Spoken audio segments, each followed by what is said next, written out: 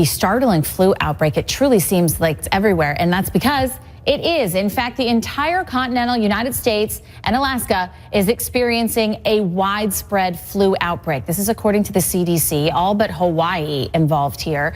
Dr. Jen Caudle joins me now. She's a family physician and a host for Your Health on Sirius XM. Thank you so much for being with us, Dr. Caudle.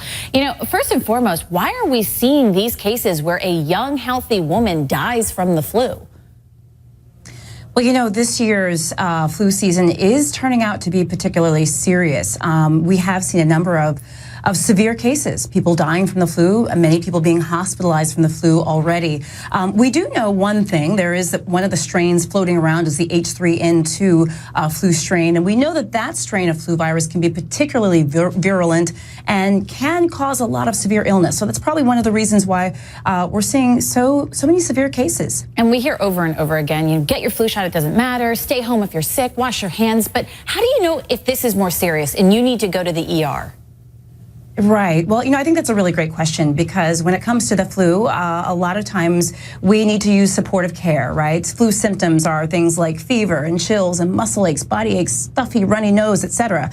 But there are some signs that it could be more than that and that you need to seek out medical care. For children in particular, for the little ones, you got to really watch them very closely. Signs of shortness of breath or a bluish discoloration of skin, or maybe your baby is a little dehydrated, they're not drinking enough or not making enough wet diapers.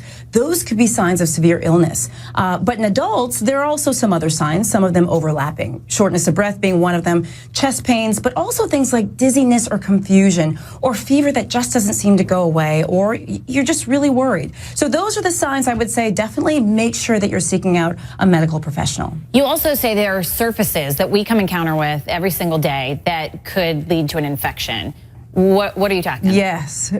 Well, I'm talking about, well, first of all, and I say this all the time, if you are sick, if you think you have the flu, if you're sick, stay home. This is not the time to be a warrior. This is not the time to go to work or to school. Stay home and rest and get better, but also make sure you're not infecting other people. Because some of the places where we tend to find these viral particles, these flu virus particles, are places that we touch a lot. We're talking light switches, we're talking doorknobs, computers, desktops, and things like that, shared spaces. So that's why avoidance is really important. If you're sick, stay home. Keep your babies home from school as well. That's a big part of it. Thank you so much, Dr. Caudle. We appreciate it. You stay well. Thank you.